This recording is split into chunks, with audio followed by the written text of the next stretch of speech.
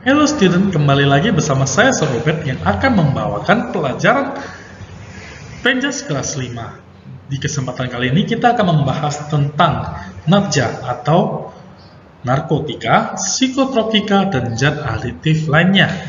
Oke, kita akan membahas tentang dampak penyalahgunaan narkoba di video kali ini. Jadi, untuk student harap memperhatikan baik-baik video berikut ini karena ini dapat menjadi bekal untuk student supaya terhindar dari penyalahgunaan narkotika atau yang kita kenal sebagai narkoba. Oke, check it out. Guys, ini Raka. Dia kelas 2 SMA. Sekilas, dia kelihatan seperti pelajar SMA biasa. Tapi kalau diperhatiin lebih jauh, ada yang beda. Wajahnya kuyuh dan sering kelihatan murung. Pandangan matanya kosong, kayak orang lagi bengong. Terus, emosinya juga bisa naik turun gak jelas. Kalau diajak ngobrol, bicaranya gak jelas dan seringkali gak nyambung. Setelah diselidiki, ternyata Raka adalah seorang pengguna narkoba. Nah, punya teman atau kenal seseorang yang mirip Raka nggak? Atau pernah kebayang nggak kalau Raka itu kita sendiri?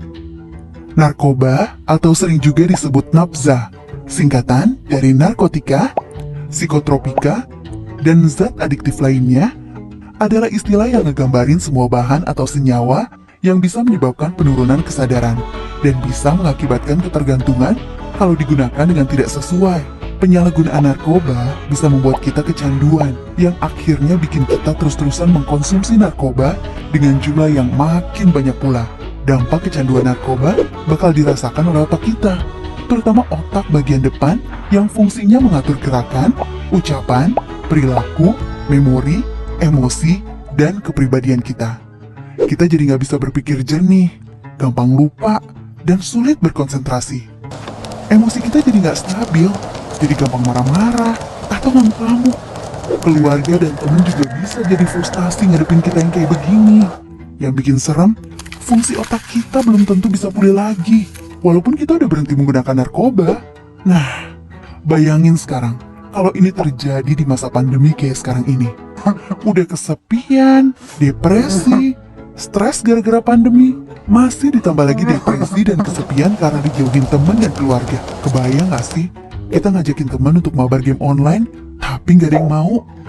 Bukan karena kita jago mainnya, tapi karena takut pas lagi asik main, kita tiba-tiba ngegas gak jelas cuma gara-gara hal sepele. Males kan? Bukan cuma itu, dampaknya ke tubuh kita juga bisa berbahaya loh. Beberapa hasil penelitian bilang kalau penyalahgunaan narkoba bisa berdampak pada penurunan kekebalan tubuh kita. Akibatnya, tubuh juga lebih gampang terserang virus, seperti virus corona yang lagi rame-ramenya sekarang ini.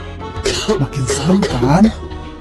Nah, setelah tahu dampak negatif narkoba, terus gimana dong caranya supaya kita nggak kejerumus menyalahgunakan narkoba, terutama di masa pandemi seperti sekarang ini nih? Banyak teman-teman yang menggunakan narkoba gara-gara mereka merasa kesepian dan gak punya teman. Jadi mereka gak punya tempat curhat saat stres. Jadi hubungan pertemanan yang sehat itu penting banget buat ngebantu kita menghindari narkoba. Nah, di masa pandemi kayak sekarang ini, gimana kita bisa tetap menjaga hubungan dengan teman-teman kita, padahal ketemu aja sulit? Ya banyak caranya. Misalkan, begitu selesai sekolah online, jangan cabut dulu, tapi sempetin ngobrol sebentar sama teman-teman. Atau bisa juga ngajak teman-teman untuk main game online bareng sekelarnya bikin PR atau tugas. Mabarnya yang sehat juga ya, misalnya dibatesin cuma maksimal 2 jam setiap hari, supaya otak kita juga bisa beristirahat nggak ngeliatin gadget melulu.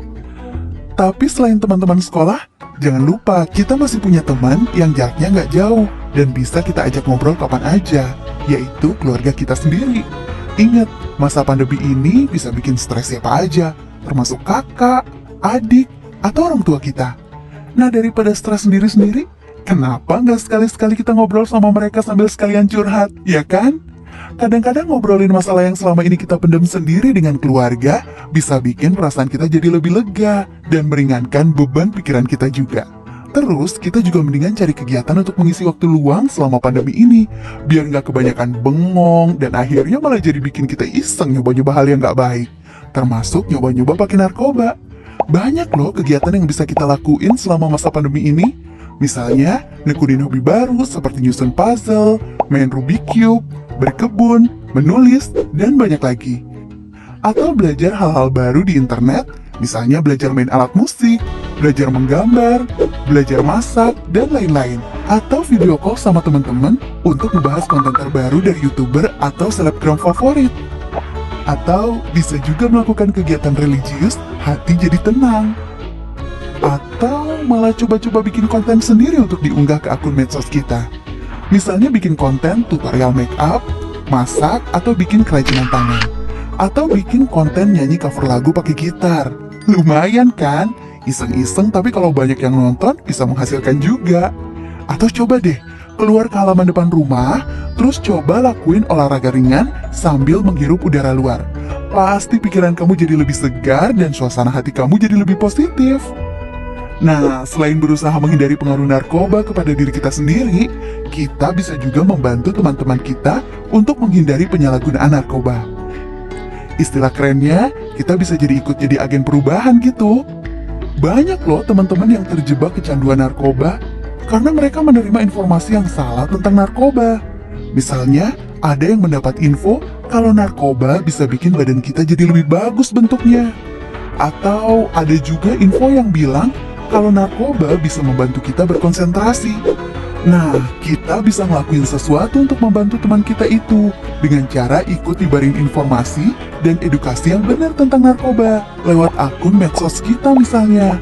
Dengan begitu, kita membantu teman-teman kita untuk mengambil keputusan yang benar juga. Tapi yang paling penting, kita harus bisa nerima diri kita sendiri apa adanya. Salah satu alasan utama banyak teman-teman kita yang terjerumus menggunakan narkoba adalah karena mereka takut nggak diterima di lingkungan sosial atau takut nggak diakui oleh teman-teman. Kita harus bisa cinta sama diri kita sendiri karena tiap manusia itu istimewa dan unik, dan kita nggak perlu penilaian orang lain untuk tahu seberapa istimewanya kita. Kita bisa jadi keren tanpa harus selalu ikut-ikutan orang lain kok.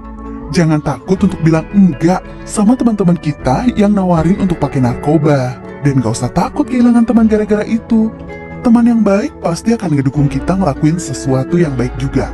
Percaya deh, yang bikin hidup jadi seru dan menyenangkan itu adalah sikap kita terhadap diri kita sendiri, bukan orang lain. Sikap kita yang menghargai diri sendiri sambil terus menjaga hubungan yang sehat dengan keluarga, teman-teman, dan orang-orang lain di sekitar kita. Demikianlah video pembelajaran kita hari ini. Ingat, tingkatkan prestasi kita, jauhi narkoba. Sampai jumpa di video pembelajaran berikutnya. Bye-bye.